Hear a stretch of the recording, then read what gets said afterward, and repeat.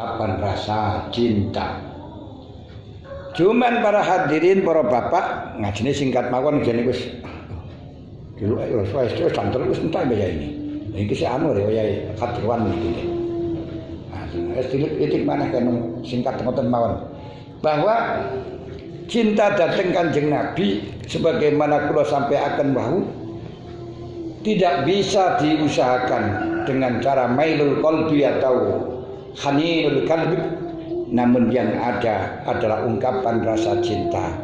Ungkapan rasa cinta yaitu mutabaah. Karenanya Sayyidina Hasan Basri dawuhaken la yaghurrannaka qaulu man almar'u ma'aman ahabbah. Kamu jangan tertipu dengan dawuh bahwa orang itu akan dikumpulkan dengan orang yang dicintai. Wah, ini Ismail ngono dicintai. Kenapa? Fa innal yahuda qad ahabba nabiyya hubban syadida wa anna nasara qad ahabba nabiyya hubban syadida. Wong Yahudi cintane nang nabine luar biasa. Wong Nasrani cintane nang nabine luar biasa. Bahkan orang Yahudi saking cintane nang Nabi bulan Asyura karena mensyukuri nikmat yang telah diberikan Allah kepada Nabi Musa diungkapkan dengan puasa. Sampeyan lahirkan di Nabi ora tau ngungkapno karo poso, malah mangan napa-napa kersa. Jadi bilangnya kalah karo orang Yahudi. Apakah mereka dikumpulkan dengan nabinya? Enggak, karena hanya modal cinta tok. Mulane sampai besok orang-orang yang dicintai akan dipisah oleh Allah. Yauma yafirul mar'u min akhihi wa ummihi wa abihi wa sahibatihi wa banihi likulli imri'in minhum yauma idzin sya'nun yughni. Nah, syaratnya dikumpulkan piye? Nah, kok terus walaupun dibahas doang, tapi yang jelas simpulannya yang dikumpulkan itu adalah yang dawuh Allah walladzina amanu wattaba'athum dzurriyyatuhum biimanin alhaqna bihim dzurriyyatahum. Jadi disertai iman dan mutaba'ah. Wattaba'athum dzurriyyatu manut. Harus mengikuti Kanjeng Nabi. Makanya kita tidak bisa wusul kepada Allah, tidak akan pernah bisa selamat sebelum mengikuti Kanjeng Nabi zahiran wa batinan qaulan wa fi'lan. Niki di dalam masalah dawuh man ahabbani ma'akana ma'ifil jannah perlu ada penafsiran maneh. Ora cukup dengan hanya saya cinta, saya bela Nabi, bela Rasul, bela Quran, enggak cukup, buktikan. Walaupun tidak mengatakan bela Quran, tapi itu kan ajarkan Al-Quran. Terus Quran itu sudah diarani bela Quran, moco ora iso itu. Dan itu dipundi dan ini di antaranya yang perlu kita pelajari semacam niku. Kedua, ini di dalam masalah mutabaah qaulan wa fi'lan. Ini pun juga banyak yang salah paham. Yang kadang-kadang Kanjeng Nabi lakukan ngopura. Itu dilakukan Kanjeng Nabi ora. Kanjeng Nabi ora tau nglakoni maulid dan yang seterusnya ya. Nah, yang semacam ini perlu kita ketahui. Perbuatan Kanjeng Nabi niku ada 4 macam. Satu, perbuatan yang khosais, yani tidak boleh kita ikuti Kanjeng Nabi simah atau saat kawin lebih dari 4 sampai 9 tidak boleh kita ikuti. Termasuk apa itu namanya Kanjeng Nabi puasa 2 hari terus menerus, ini juga gak boleh kita gak ikuti. Ono sing perbuatan itu khosais, ini umatnya tidak ikut-ikut. Nomor 2, perbuatan itu yang karena bayan ibadah atau intisal. Itu seperti menjelaskan tentang caranya sholat yang didhawuhna kali Gusti Allah, aqimus shalah wa atuz zakat, tapi tidak ada konsep sholat dengan secara terperinci. Lalu Kanjeng Nabi mengatakan shallu kama ra'aitumuni usolli, dan Kanjeng Nabi melakukan, kendati para sahabat di dalam melihat sholatnya Rasulullah ini berbeda-beda. Dewi Aisyah melihat sholat Kanjeng Nabi niku anggur ana sholat Kanjeng Nabi ora maca bismillah. Mulanya akhirnya sholat cara riwayat Aisyah yang digunakan oleh Aimatus Salasah niku ora usah maca bismillah. Tapi sahabat Anas jamaah dengan Kanjeng Nabi jelas maca bismillah. Akhirnya kita melok sing gini. Nah, yang dilalah untuk ubudiyah itu nanti akan ditafsir dengan terperinci. Ketiga, Mulai terprotase yang wajib bagaimana, yang sunat bagaimana ya gak sida mulutan men ngaji ini kita mawon pirang-pirang wulan niku. Nah, iki hanya global. Ketiga yaitu perbuatan-perbuatan yang jibiliah. Nanti merupakan kebiasaan menungso, kebutuhane menungso ora krana syariat. Nah, seperti Kanjeng Nabi jenggoten, seperti Kanjeng Nabi napa niku jalan ngadet, Kanjeng Nabi lungguh, Kanjeng Nabi maem, Kanjeng Nabi nikah. Ini jibiliah kebutuhan. Bahkan nikah itu tidak hanya orang Islam saja. Non-Islam niku nggih enek pernikahan dan diakui sakral oleh semua agama walaupun beda-beda syariatnya. Lalu seperti ini kita mengikuti tidak mendapat pahala karena itu memang bukan ranah menunjukkan syariat. Apa jenengan syari orang Kanjeng Nabi ya turu aku ya turu lho. Kanjeng Nabi rabi aku ya rabi, ora oleh ganjaran kaya ngoten niku. Karena apa? Karena jibiliah, karena merupakan kebiasaan manusia.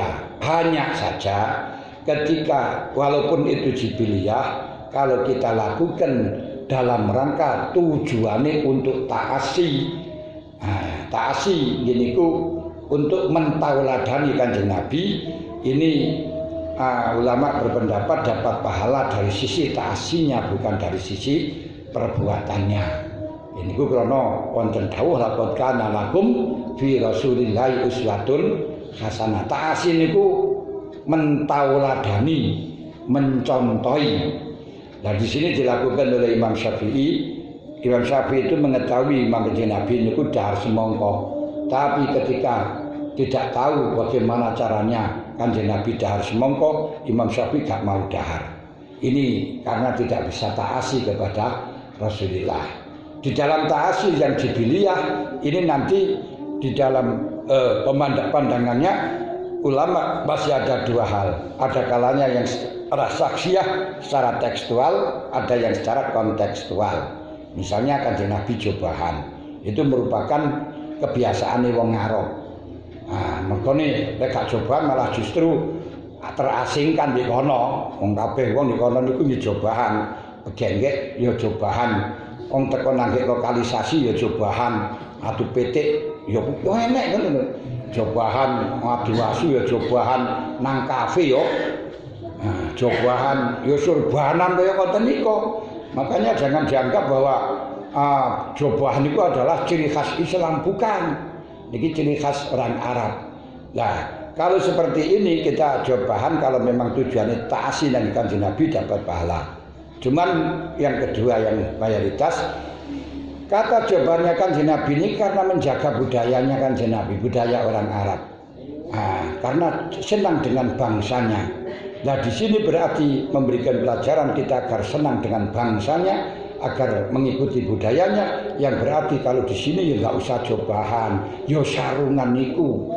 Kenapa Kanjeng Nabi jobahan? Karena menjaga perasaan orang Arab. Kanjeng Nabi jobahan karena mencintai budaya Arab, bangsa Arab. Nah kita pun mestinya di sini yo sarungan karena mencintai bangsa Jawa, bangsa Indonesia dan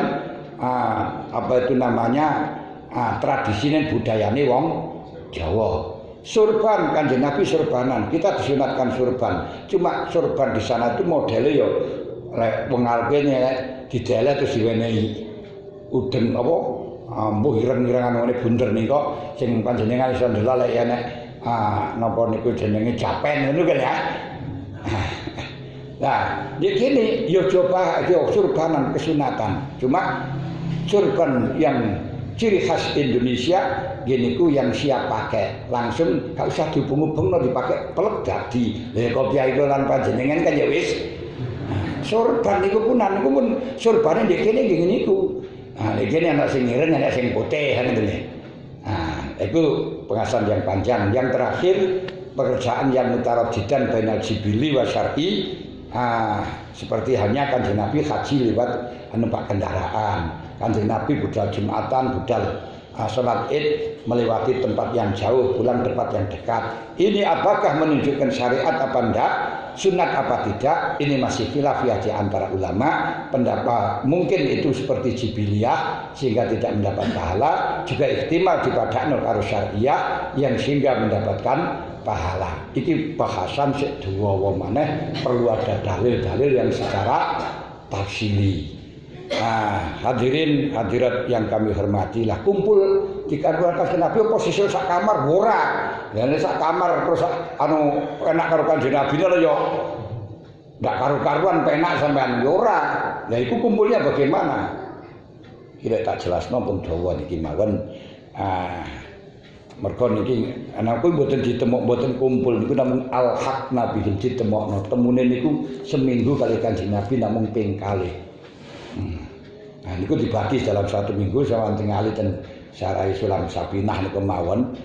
Napa niku kasih batu saja. Niki jamaah isyari pun rawuh yen ndake kesuwen ken kita Pak. Sida mulutan. Nah niki kita adani riyen berjamaah terus mari wonten mangke asrokolan berjamaah. Ngoten nggih.